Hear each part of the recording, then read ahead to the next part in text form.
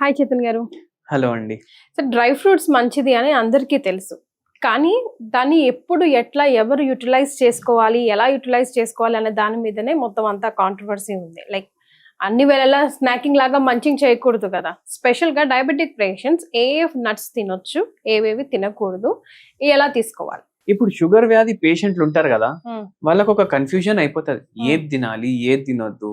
ఒకసారి ఒకరు ఏమంటారు, ఇది తింటే షుగర్ పెరుగుతుంది అంటారు, ఇది తింటే షుగర్ తగ్గుతుంది అంటారు. వాళ్ళు ఫుల్ కన్ఫ్యూజన్ లో ఉంటారు.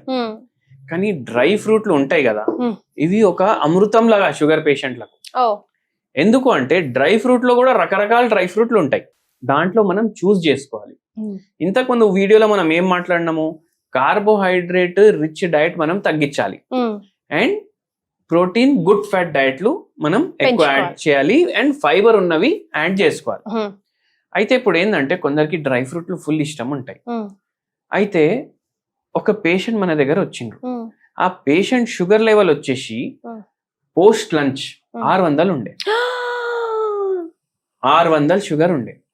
మళ్ళా దాంతో పాటు ఫీమేల్ పేషెంట్ ఫాస్టింగ్ ఏమో 450 చిల్లర ఉండే. అయితే మనం ఏం చేసినాము, ఈ పేషెంట్ కి 2 years ట్రీట్మెంట్ ఇచ్చినాము.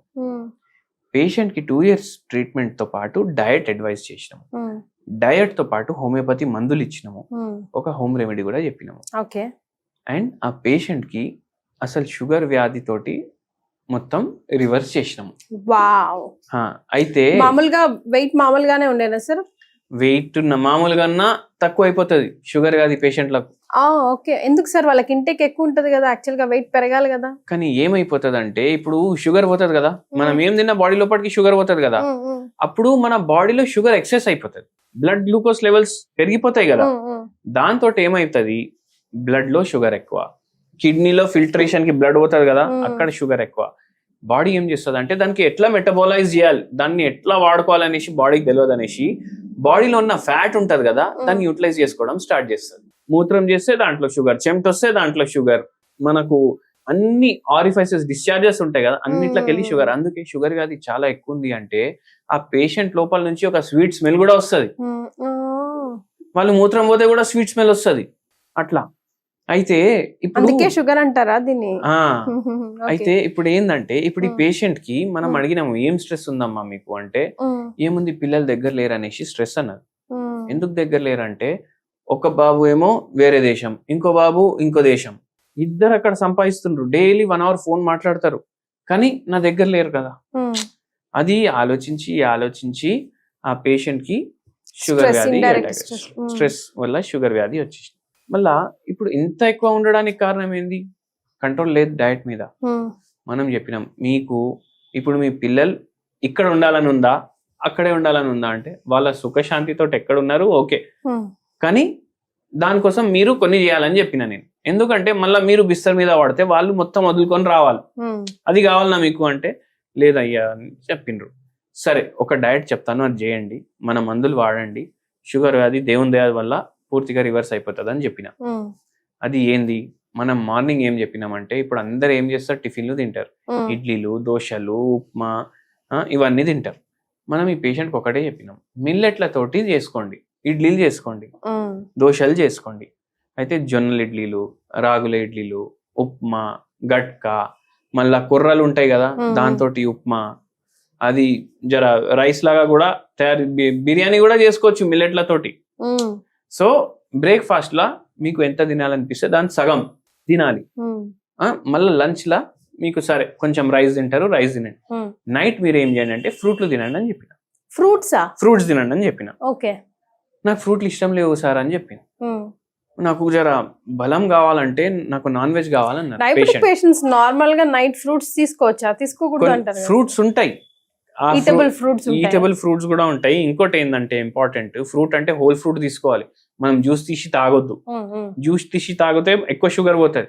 ఫ్రూట్స్ లో ఏంటంటే 10% to 15% గ్లూకోజ్ ఉంటది, షుగర్ కార్బోహైడ్రేట్ ఉంటది దాంట్లో, వేరే ఫైబర్, మైక్రోన్యూట్రియంట్స్ మస్తు ఉంటాయి. కానీ ఇప్పుడు రైస్ అంటే 70% కదా, అంటే 1 kg ఫ్రూట్ ఏదైనా తీసుకున్నారు మీరు, Apple for example 1 kg rice తీసుకున్నారు, దీంట్లో 700 grams షుగర్ ఉంటే దీంట్లో 100 grams షుగరే ఉంటది. అయితే మీరు తినొచ్చు. కానీ పేషెంట్ ఏమన్నది నాకు ఫ్రూట్లు అంటే ఇష్టం లేదు. సరే భయ్ ఈ పేషెంట్ కి ఫ్రూట్లు వద్దు, డ్రై ఫ్రూట్లు ఇష్టం అంటే తింటాను అని అన్నారు.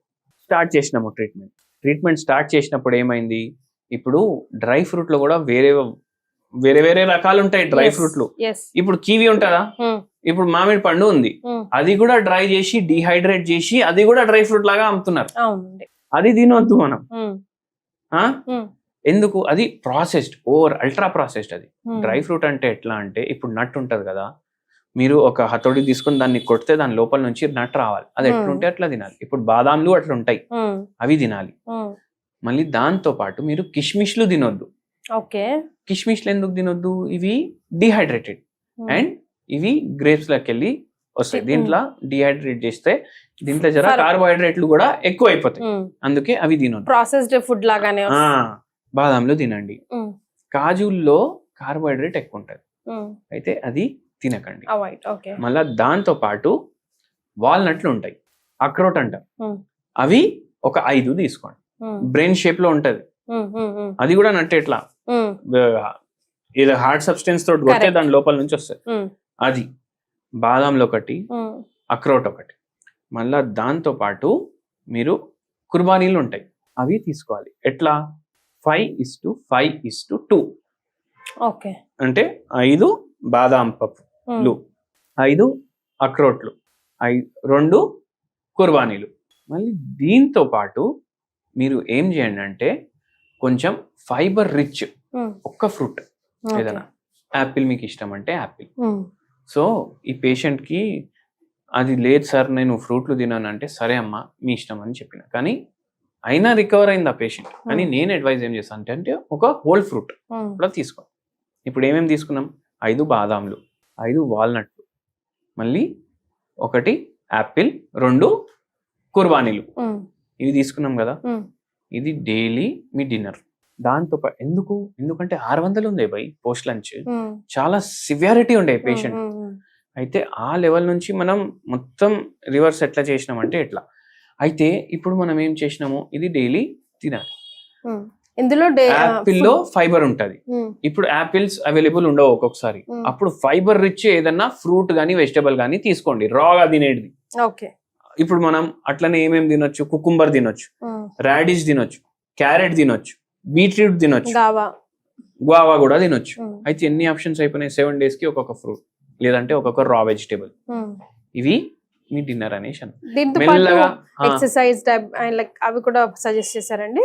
ఈ పేషెంట్ కి మళ్ళా గుజ్జు అరిగిపోయింది మొత్తం మోకాళ్ళ, అది కూడా ఒక పరేషాని.